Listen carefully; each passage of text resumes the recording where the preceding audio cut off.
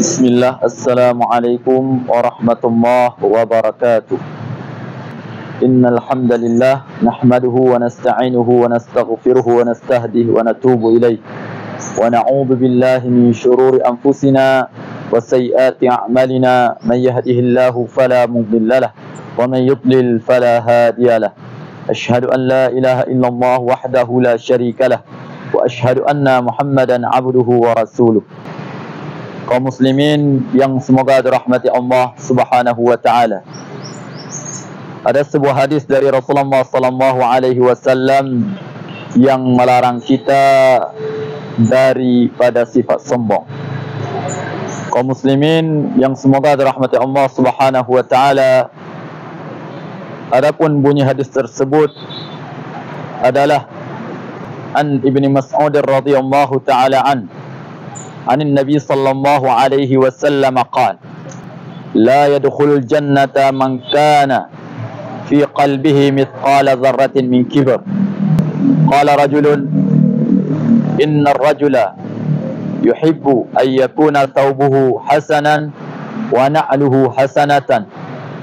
Faqala Rasulullah sallallahu alaihi wasallam inna Allaha jamilun yuhibbul jamal. Al-kibru batarul haqqi wa ghamtun nas. Kaum muslimin yang semoga dirahmati Allah Subhanahu wa taala. Hadis ini diriwayatkan oleh Al-Imam Muslim dalam kitab sahihnya. Kaum muslimin yang semoga dirahmati Allah Subhanahu wa taala.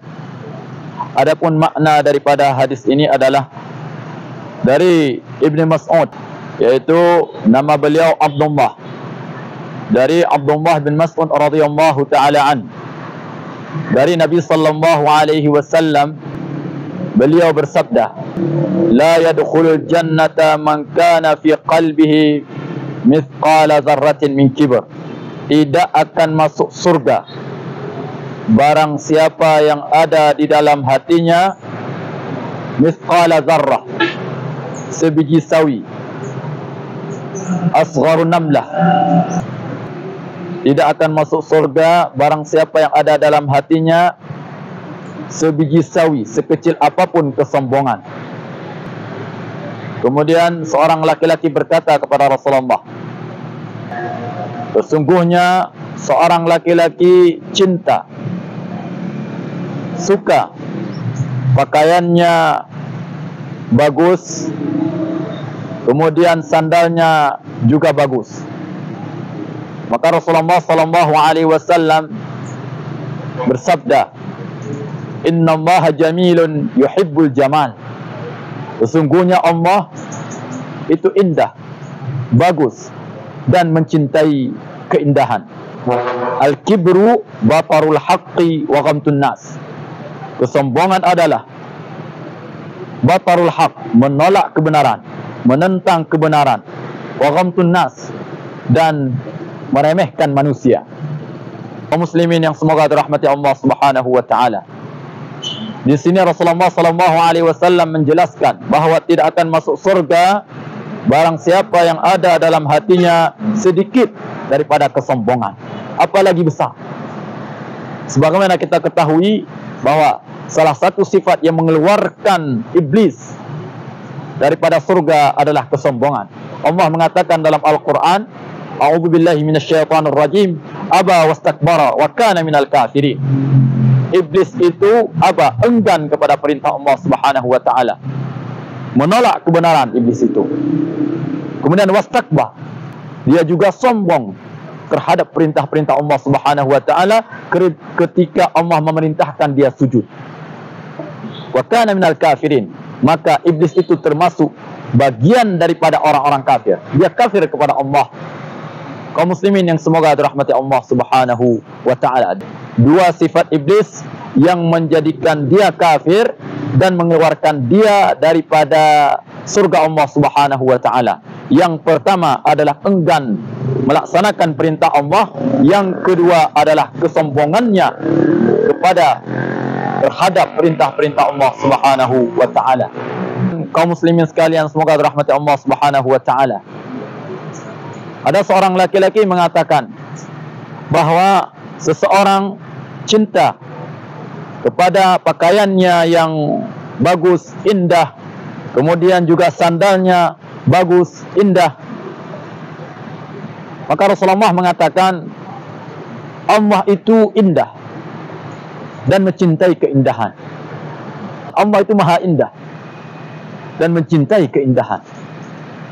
Kaum muslimin yang semoga dirahmati Allah. Maka dari sini tidak masalah kita memperindah, mempercantik diri kita, baik pakaian kita ataupun sandal kita, karena Allah mencintai keindahan, mencintai yang bagus-bagus, mencintai yang baik-baik.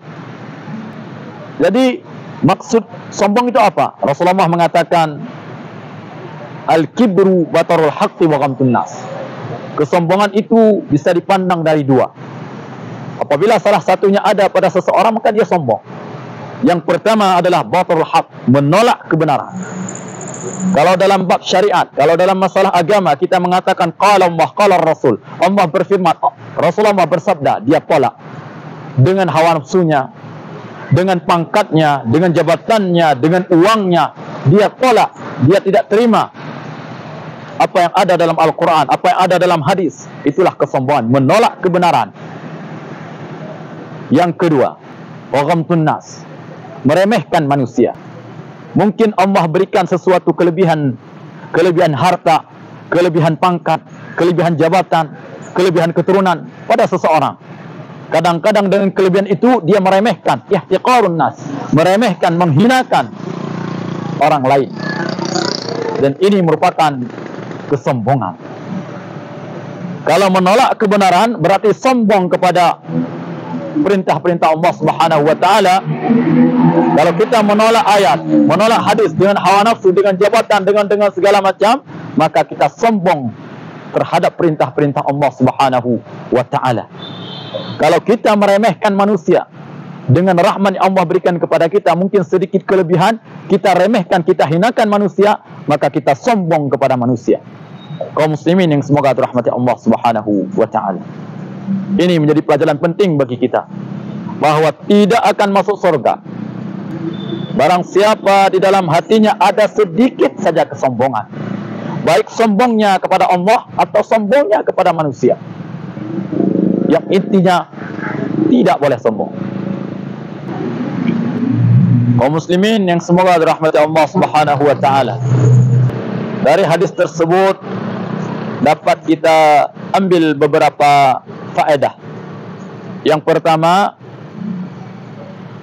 tidak akan masuk surga barang siapa yang ada di dalam hatinya sifat sombong, kecuali Allah mengampuninya atau dia bertaubat sebelum dia kembali kepada Allah Subhanahu wa taala. Kaum muslimin semoga dirahmati Allah Subhanahu wa taala. Yang kedua, bahwa sifat sombong itulah yang mengeluarkan iblis daripada surga dan menjadikan iblis kafir, ingkar kepada Allah Subhanahu wa taala. Yang ketiga, dari hadis ini bisa kita simpulkan bahwa sifat sombong merupakan min kabairiz dzunub, daripada dosa besar.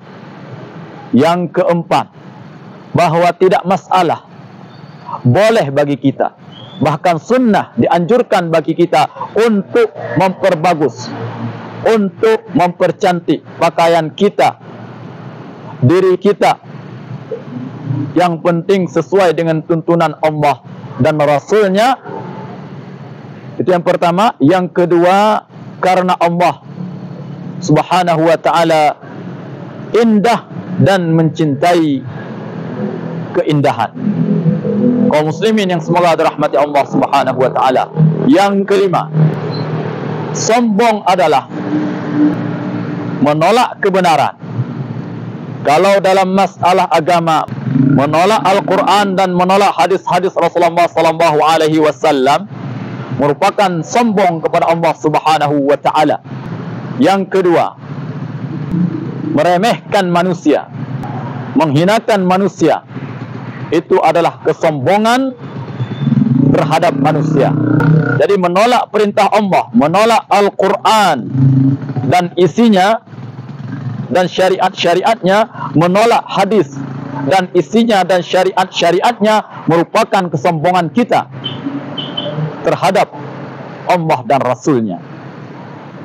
Kemudian yang kedua, meremehkan manusia, menghinakan manusia, merupakan kesombongan kita kepada manusia.